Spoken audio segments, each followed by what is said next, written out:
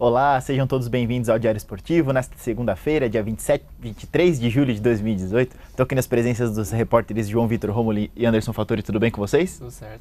Tudo certo, Derek. Maravilha. Vamos falar muito sobre a 14ª rodada do Campeonato Brasileiro, que foi realizada neste fim de semana e termina nesta segunda-feira, né? Ainda temos a realização do jogo no Internacional.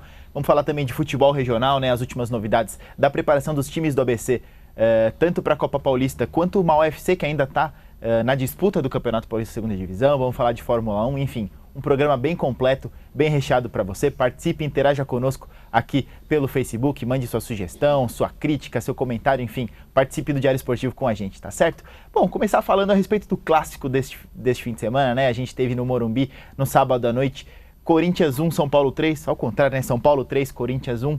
Um show de bola do São Paulo, Fattori, que vem aí lutando muito por essas primeiras colocações da tabela. Inclusive, a nossa pergunta do dia é sobre o São Paulo, né? Se o São Paulo é um candidato ao título brasileiro de 2018, participe, deixa aí seu comentário se você acha que é ou não.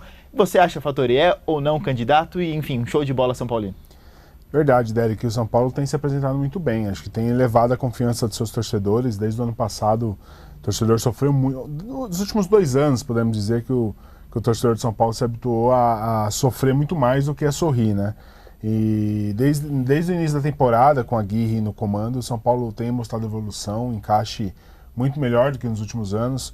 Tecnicamente, a gente pode discutir se o time é tão superior ao do ano passado, que tinha o Hernanes, que levou o time nas costas muitas vezes, mas seguramente é um time muito mais articulado, bem armado pelo Aguirre, um time que sabe o que faz. Jogadores experientes como Nenê e Diego Souza assumindo a responsabilidade de conduzir essa equipe. E o Aguirre acho que foi muito bem com a entrada do Reinaldo como meia, surpreendendo talvez o Loza, enfim, deu uma possibilidade de ataque muito maior ali pelo lado esquerdo. Tinha o Rojas também, um reforço que o São Paulo foi buscar, um jogador muito interessante, um jogador que consegue cair muito bem pelos lados, dar uma opção. Ele foi muito bem já na estreia contra o Flamengo e contra o Corinthians também. Por mais que não seja nenhum craque, é aquele jogador que dá um respaldo para o ataque, né? Que permite que o ataque não fique penso apenas para um lado. E o São Paulo tem conseguido construir um volume de jogo muito grande. Acho que isso é o mais importante, até mais do que os gols, do que as vitórias. Porque quando você tem um volume de jogo, os gols acabam se tornando consequência. Cria 6, 7, 8 oportunidades num jogo, obviamente você acaba fazendo 1 ou 2 e acaba vencendo as partidas, né? Então acho que o torcedor tem que estar confiante sim. É claro que no próprio jogo, no próprio clássico, a gente percebeu que o Campeonato Brasileiro, o futebol, ele é propício para se tornar vilão e heróis, né? O Reinaldo, que era vilão antes da partida, não vinha bem, nunca conseguiu se consolidar como titular de São Paulo, foi emprestado algumas vezes, Chapecoense e tudo, se tornou herói. E o Cássio, que vinha de uma atuação espetacular contra o Botafogo, acabou se tornando vilão. O gol do Reinaldo, que a bola passa por baixo dele, o terceiro do gol. É o que a gente está mostrando agora, inclusive. Exatamente, uma falha de posicionamento, uma falha de talvez ele foi muito confiante para a bola, acabou errando. E também no segundo gol do São Paulo, que surgiu de uma falha coletiva da defesa inteira do Corinthians. Enfim, acho que o torcedor tem que estar confiante, mas com os pés no chão. O campeonato é muito longo, tem outras equipes tão bem articuladas, tão bem montadas como o São Paulo. Então é um dos candidatos na minha avaliação, mas ainda não acho que está entre um dos principais favoritos. São Paulo ainda precisa mostrar, precisa manter essa consistência, tem uma sequência muito dura, está atravessando uma sequência dura, né? Pegou o Flamengo, pegou o Corinthians, agora pega o Grêmio, se não me engano. Então assim, é uma sequência muito complicada. Passando essa sequência vai dar para a gente avaliar e realmente colocar o São Paulo ali no patamar acima dos demais. E o Corinthians, João? A gente, como o Fattori bem disse, né, o Cássio, que tinha brilhado contra o Botafogo na semana passada, foi muito mal contra o São Paulo. O Fagner também, que tinha feito uma boa atuação contra os cariocas, não foi bem, inclusive deu uma butinada no Lisieiro, merecia até o cartão vermelho, o árbitro deu uma segurada, né? Por coincidência, os dois que foram para a Copa do Mundo, mas e o Corinthians perdeu ainda o Rodriguinho, né? Jogou no sábado, mas foi o seu último jogo aí, vai lá pro Egito, se eu não me engano, né? Enfim, é um Corinthians que está tentando agora sobreviver do que restou, né? A torcida cobra aí reforços da diretoria, mas queria que você falasse então, da atuação de Cássio e Fagner e também do que vai ser do Corinthians daqui para frente. O Corinthians ainda sente a falta do Carille, né? A gente sabe que ano passado o time era um pouco melhor do que esse, claro, mas ainda assim era um time que não era melhor do que os outros, muito melhor do que os outros, né? O Carille era o pilar dessa equipe e desde a saída do Carille o time não conseguiu se firmar, O Loz, acho que o Loz é o que tem menos culpa até, mas desde que ele entrou o time sofreu derrotas, empates, aquela inconstância, né? E ainda não conseguiu se firmar. Agora perde o Rodriguinho foi pro time do Keno, aliás, né? O Pirâmide, se não me engano, do Egito. E agora é uma situação complicadíssima, porque já havia perdido o Balbuena, o Sid Clay, e o time não traz reforços à altura, né? O Maicon. E eu acho que o Corinthians vai ficar ali no meio da tabela mesmo no campeonato. Eu acho que os campeonatos que o Corinthians tem para disputar, eu acho que tem condições de ganhar, são os mata-matas, né? Que ali pode a camisa pesar, né? Mata-mata é diferente dos pontos corridos. Agora no Brasileiro eu acho difícil o Corinthians chegar, ainda mais sem trazer reforços, né? E falando da atuação do Cássio, é aquilo, né? O goleiro é assim, né? Um dia pega muito, outro dia falha, é normal. Acho que não tem que também culpar o Cássio pelas falhas, tem crédito, né, por tudo que já fez pelo clube.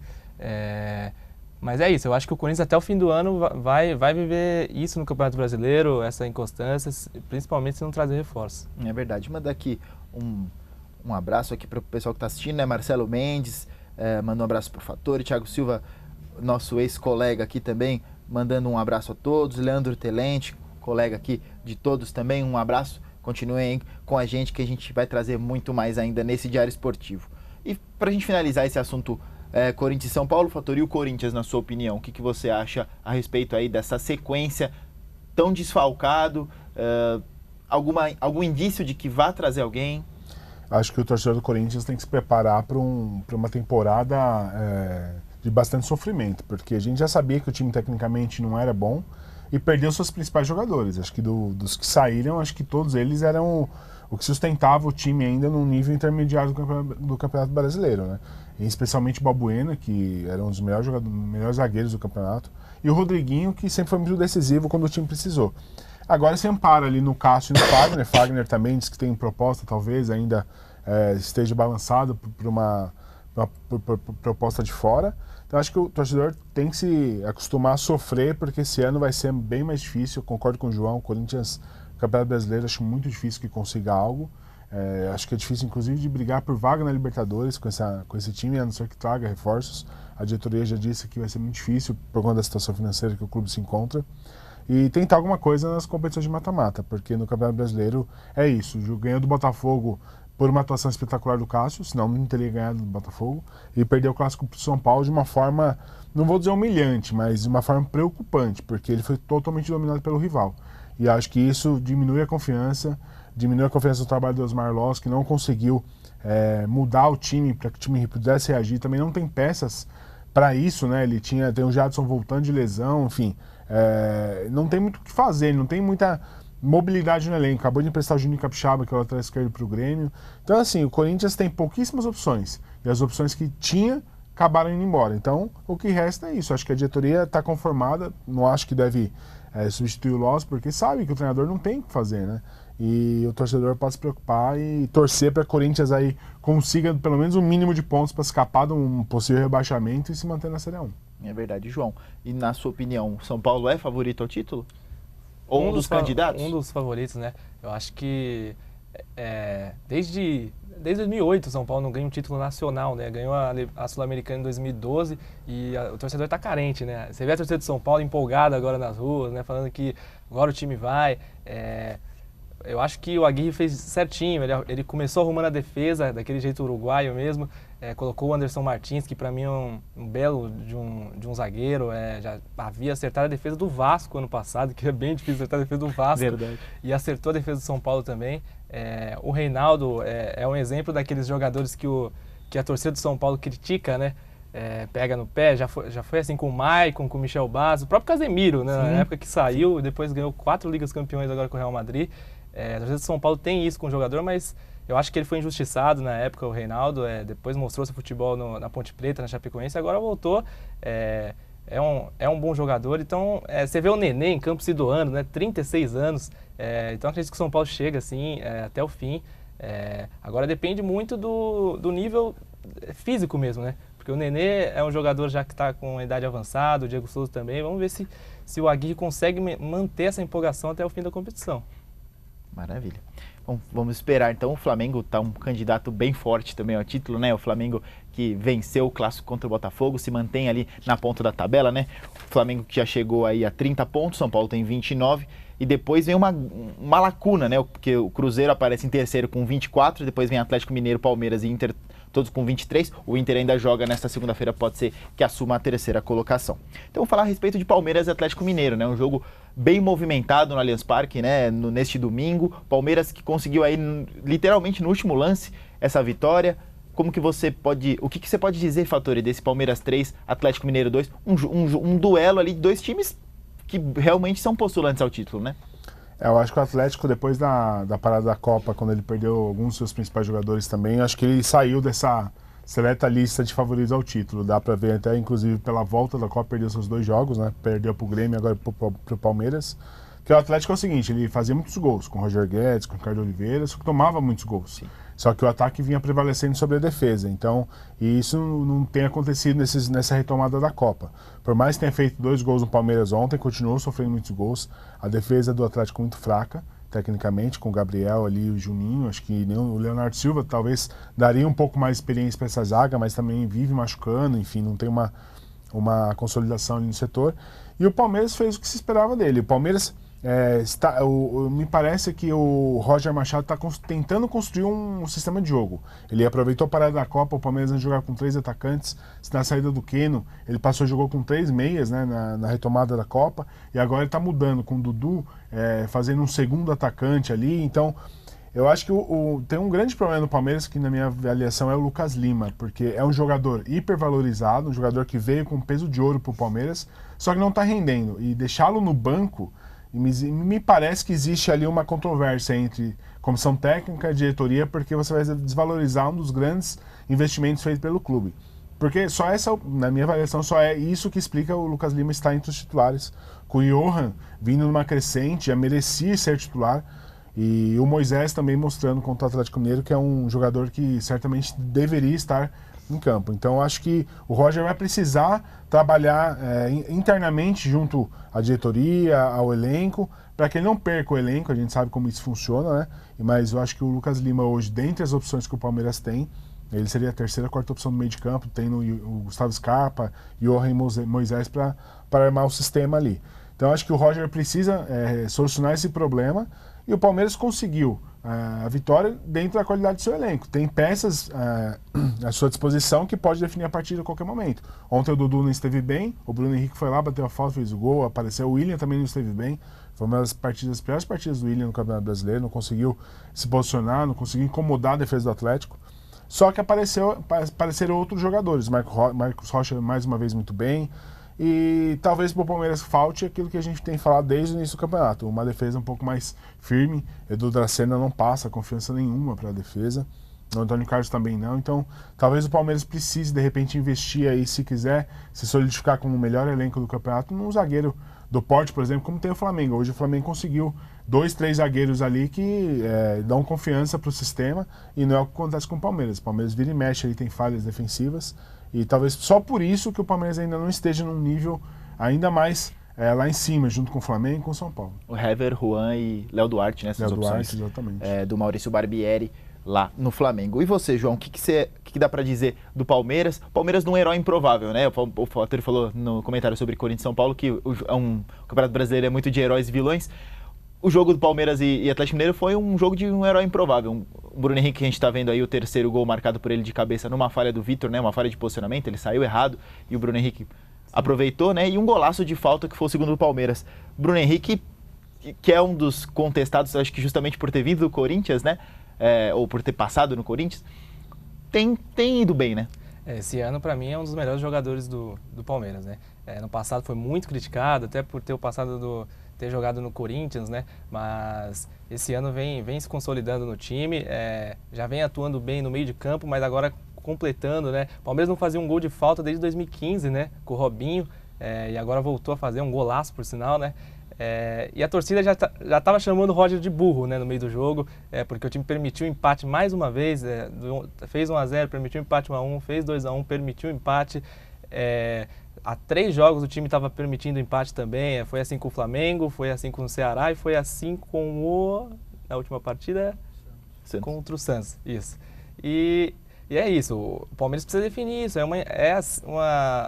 fica nessa, não consegue encontrar, né,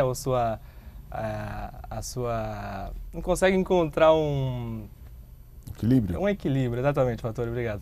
Não consegue encontrar o equilíbrio e acaba nisso. Eu acho que o Roger precisa definir o goleiro também, né, logo, porque o Jailson era o goleiro titular antes da Copa, agora o Everton parece que assumiu a vaga, eu não sei se vai continuar assim. Ontem ficou no banco o Praz e o Jailson, né? Acho que precisa definir isso e dali do meio para frente, como o Fattori falou. Eu acho que o Johan precisa ter sequência, ele já estava atuando bem antes da Copa, eu acho que não pode desperdiçar essa oportunidade, né, só por nome, como deixar o Lucas Lima ou o Dudu mesmo. O Dudu já até falou ontem, né, que queria mesmo ter saído, né, mas agora falou que vai manter a cabeça, que vai continuar jogando, mas eu acho que não pode ficar no time por nome, né. Ontem ele foi mal, acho que o Johan precisa ter sequência, é um jogador jovem, já vinha atuando bem e Palmeiras não sei se vai conseguir brigar até no Brasileiro pelo título.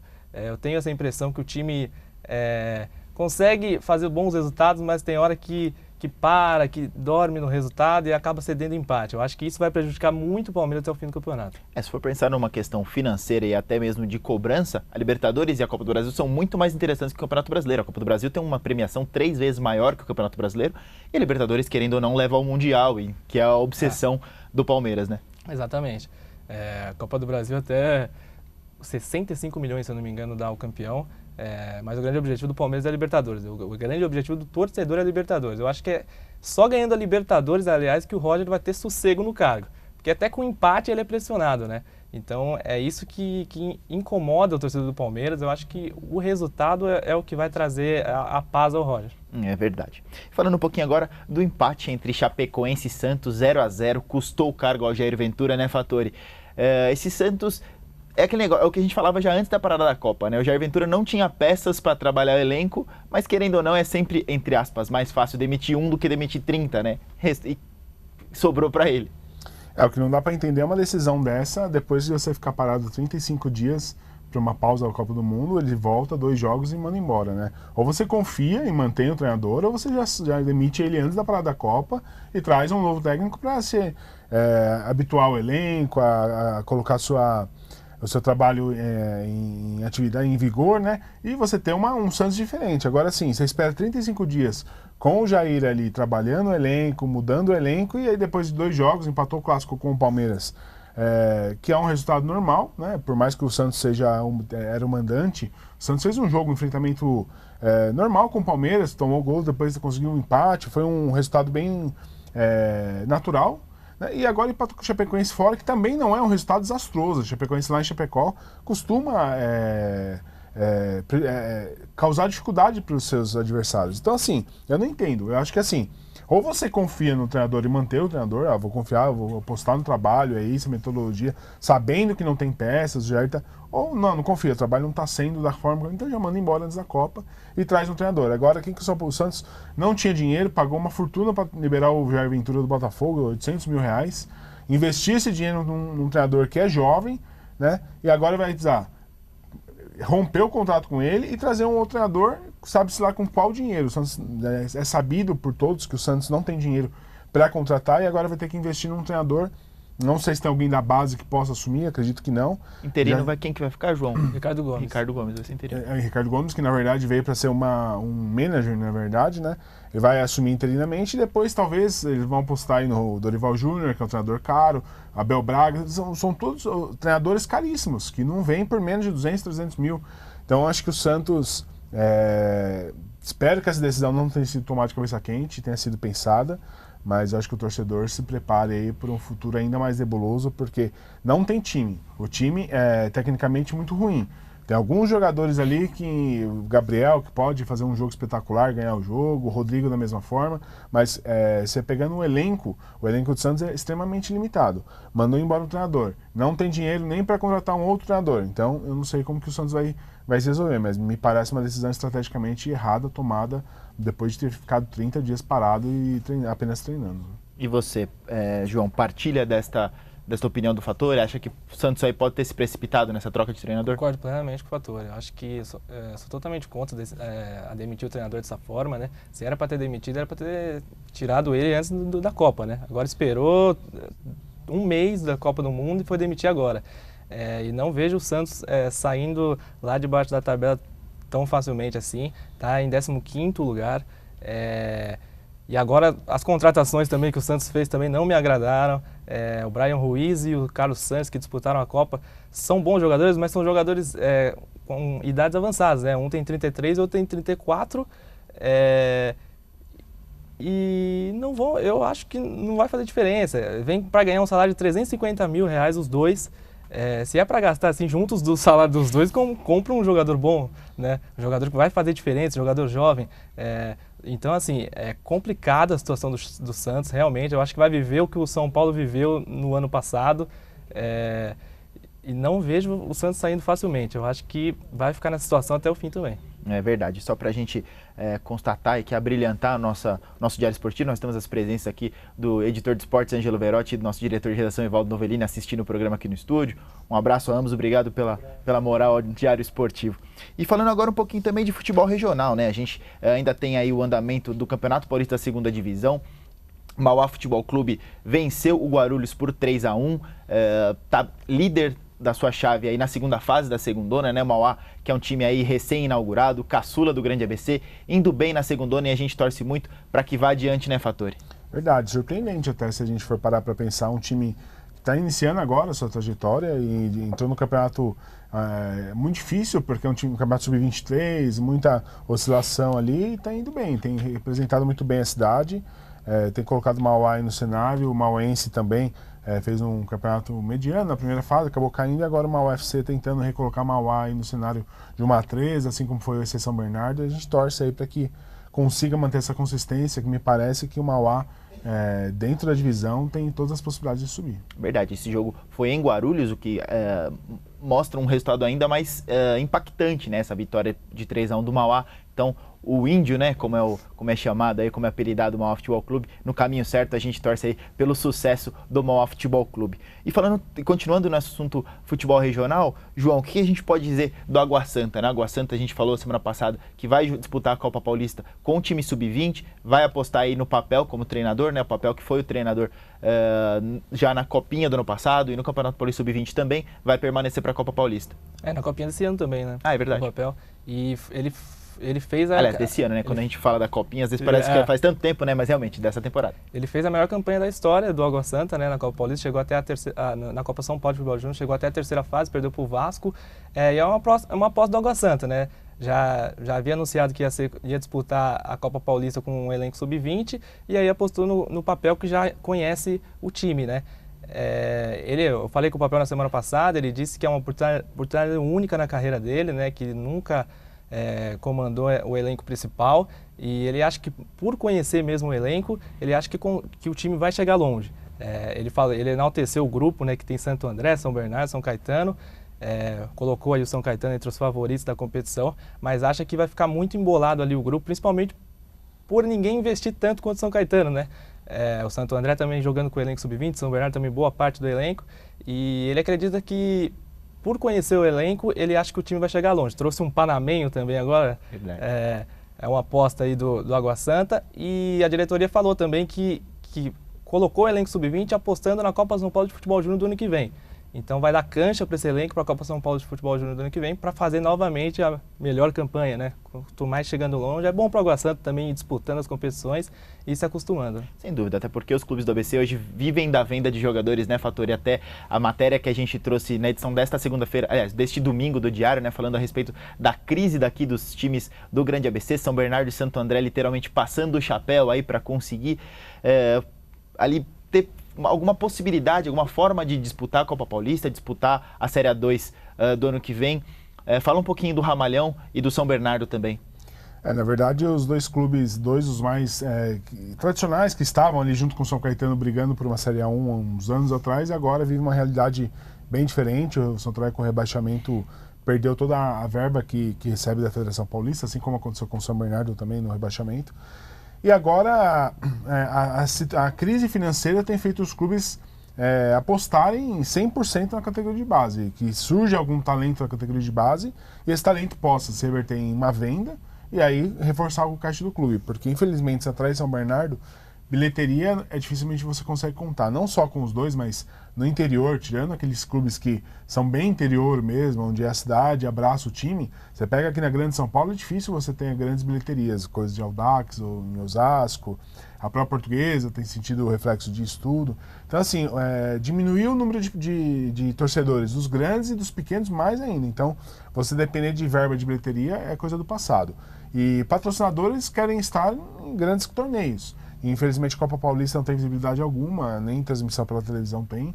Então, fica mais difícil você conseguir um parceiro que possa ajudar a financiar o time. E o Santo André vem de dívidas, o São Bernardo também vem de dívidas, e não tem dinheiro para pagar e precisa manter o clube em atividade. A solução foi justamente manter os jogadores que estavam emprestados, os jogadores que pertencem aos clubes estavam cedidos a outras agremiações, voltaram. O Santo André está com um time sub-23, alguns jogadores ali que podem ser gratas surpresas. Eu estive lá na Rua Javari no jogo treino contra o Juventus. Eu acho que o Santo André tem alguns 3, 4 jogadores ali que pode ser essa válvula de escape, essa salvação financeira para o clube. Eu acho que o David Ribeiro ainda é uma aposta que passou uma temporada no São Paulo, e o São Paulo não exerceu a prioridade de compra dele, mas é um jogador diferenciado. Eu acho que o PV é outro que estava emprestado ao Paranavaí lá do Paraná, jogou a segunda divisão do Campeonato Paranaense. É muito bom jogador, um jogador leve ali para o setor. Acho que é difícil você conseguir hoje em dia zagueiros que sejam ágeis, né? Ele, guardado as devidas proporções, ele lembra um pouco o estilo do Thiago Silva na seleção brasileira, jogador ágil, né? E tem outros jogadores ali de meio de campo, o próprio Damião, que eu já falo dele há algum tempo, o Léo que está machucado, o próprio lá na frente também tem tem o Guilherme, tem o Emerson. Então, assim, são jogadores que o São está apostando bastante, que possa algum deles reverter em resultados práticos agora na Copa Paulista e depois, fazendo uma boa Copa Paulista, possa se valorizar no mercado e acabar atraindo a atenção de alguns grandes clubes, que eles possam ser vendidos e reforçar o caixa. O São Bernardo está nessa mesma toada, né? Vai disputar competição com jogadores que pertencem ao clube, também estavam emprestados para outras agremiações, e apostando também que eles possam esportivamente trazer bons resultados, apesar de que você tem novidades. O São Bernardo apresentou hoje alguns jogadores numa situação que o São André e o São Bernardo têm apostado nisso, né? O clube está aí, você tem vaga para jogar, só que a gente não tem dinheiro para pagar salário, não tem dinheiro para pagar alojamento, a alimentação a gente dá um jeito. Então, muitos jogadores que estão vindo para o Santo André estão vindo nessas condições. O empresário está trazendo o jogador, pagando inclusive lugar para morar, porque o clube não tem condição. Está aberto, a diretoria tem tratado com muita transparência. Olha, a gente tem vaga no time, o Santo André está em busca de um lateral direito, por exemplo. Só que o empresário está custeando todas esses valores aí, porque nem alojamento mais o time tem para oferecer. É verdade. Como então o Fator adiantou, de fato, o São Bernardo apresentou nesta segunda-feira 5 reforços, e a gente traz aqui em primeira mão o zagueiro Alexandre, que vem do River do Piauí, o lateral esquerdo Marcelo Vilela, que vem do Rio Preto, o meia Léo Ribeiro e o atacante Jonathan, ambos vêm do Linense, e o atacante João Vitor, que vem do Juventus, da Moca, todos eles com contrato até o fim da Copa Paulista. Segundo o diretor executivo Edgar Montemor Filho, eles não vêm por empréstimo, eles vêm contratados pelo São Bernardo, só que, como o Fattori disse, os salários não vão ser bancados pelo São Bernardo, são por parceiros, ou como o Edgar diz, por pessoas que gostam do São Bernardo, que querem manter o São Bernardo na ativa e com um time competitivo. Então o São Bernardo aí dando um jeito para conseguir qualificar um elenco ao qual eles já consideram ser muito bom. De fato, o São Bernardo tem uma base do Campeonato Paulista Série A2, o qual ele foi semifinalista, né? Ficou ali um passo do acesso, acabou superado pelo 15 de Piracicaba na semifinal, mas é a realidade, é o São Bernardo aí na luta. E outra coisa que teve nesse fim de semana, que a gente vai trazer na edição desta terça-feira do jornal impresso, foi uma peneira fake do São Caetano lá em Mococa, né? Uma situação lamentável. 2 pessoas se passaram por olheiros e organizaram uma peneira lá em Mococa. E o que aconteceu? Cobraram dos jogadores, eram aproximadamente 100 crianças, não eram nem jovens, eram crianças que pagaram aí um valor. E não tinha nenhuma relação com São Caetano essa peneira. O clube soltou uma nota nesta segunda-feira, a gente ficou sabendo, tomou conhecimento por conta desta nota, não tinha nada a ver com o São Caetano. Essas 2 pessoas que organizaram esta peneira foram presas, vão responder lá. Eles foram presos, estão em Casa Branca, essas 2 pessoas, né, lá estão enfim, como é que posso dizer? Tão presas mesmo, lá em Casa Branca. Enfim, agora o São Caetano ficou numa situação chata, né? Porque muita gente vinculou erroneamente, né? Porque o clube de fato não tinha nada a ver e lamentou muito, né? Esta associação de nome, né? Desta peneira fake ao azulão. Uma triste realidade, né, João? É lamentável, né? Eu fico pensando na cabeça da criança, né? Que tá ali sonhando com isso, né? Você fica desde pequeno sonhando em ser jogador de futebol e aí acontecem essas coisas, os pais até desistem depois de colocar os filhos de novo em situações como essa, né? E agora o São Caetano ficou numa situação mesmo de risco, né? Porque qualquer peneiro agora do São Caetano, as pessoas vão ficar com o pé atrás, vão querer ligar para saber se é verdade. E é bom isso para abrir os olhos dos outros times, né? Para ficarem espertos com isso. Várias pessoas se passam mesmo por olheiros, tem vários casos que levam até jovens para fora do Brasil, né, prometendo jogar em outros clubes, mas não acontece nada. Então, assim, o futebol tem muito disso, né, até por ser um sonho de quase todos os jovens brasileiros, acontece muito isso no país e é bom, o lado bom de acontecer isso é porque ainda mostra, evidencia um alerta para o povo, né.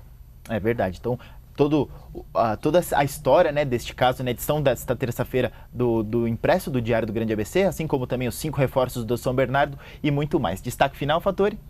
Acho que vamos acompanhar essa semana. Hoje tem um jogo importante do Inter ainda contra o Ceará para finalizar a rodada do Campeonato Brasileiro, né? O Inter amplamente favorito contra um Ceará que vem embalado aí para uma vitória em casa, a primeira vitória do campeonato lá no Presidente Vargas.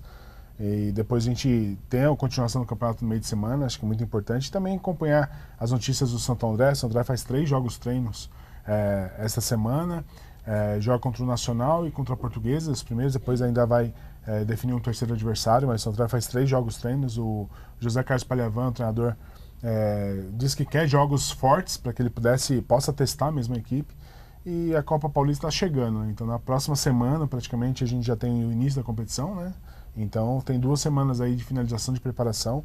Não deve chegar ninguém do Santo André. Torcedor que me pergunta, não vai chegar ninguém, a não ser que seja nessas circunstâncias de que algum empresário banque tudo, mas fora isso, sem possibilidade alguma de reforços. João, destaque? Destaque é aguardar quem o Santos vai trazer, né, como novo técnico, e também a semana do São Caetano aí para a Copa Paulista. O São Caetano que fez 9 jogos treinos aí durante a preparação, só perdeu para o São Paulo e para o Corinthians, né, os 2 grandes que ele enfrentou, e realmente vem forte aí para a Copa Paulista. É verdade, meu destaque final vai para a Fórmula 1, que teve o Grande Prêmio da Alemanha neste fim de semana, vitória de Lewis Hamilton, né, caiu no colo dele aí a vitória, depois de uma atrapalhada do Vettel aí, já na parte final da corrida. Ele estava soberano, tranquilo para ganhar a corrida, acabou falhando na hora H, deu a vitória para o Hamilton, que reassumiu a liderança do Mundial de Fórmula 1. Tá certo? O Diário Esportivo, então, fica por aqui. Continue interagindo conosco pelas redes sociais. Nosso Instagram é @esportesdgbc. O nosso e-mail é diarioesportivo@dgbc.com.br. Semana que vem a gente está de volta na segunda-feira, 15h30, com muito mais do esporte da região, do Brasil e do mundo. Tá certo? Um abraço a todos, uma boa semana. Valeu, tchau!